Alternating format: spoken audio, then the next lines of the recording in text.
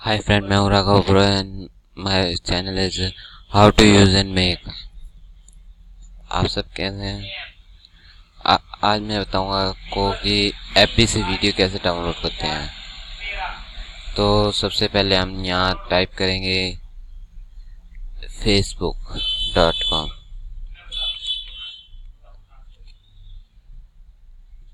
तो गाइस हम इसमें से कोई सी वीडियो चूज कर सकते हैं, जैसे कि ये वीडियो है। तो अब हम इस वीडियो पर राइट क्लिक करेंगे एंड शो वीडियो। तो इसका लिंक कॉपी कर लेंगे हम और न्यू टैब में जाके लिखेंगे save from net.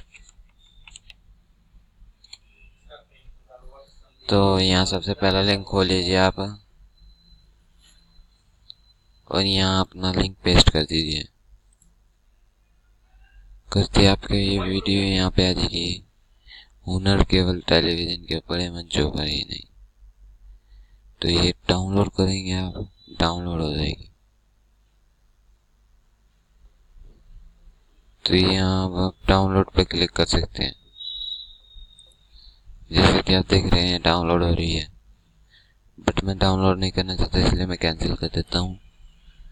Okay friends, bye bye. फिर मिलेंगे एक नई वीडियो के साथ।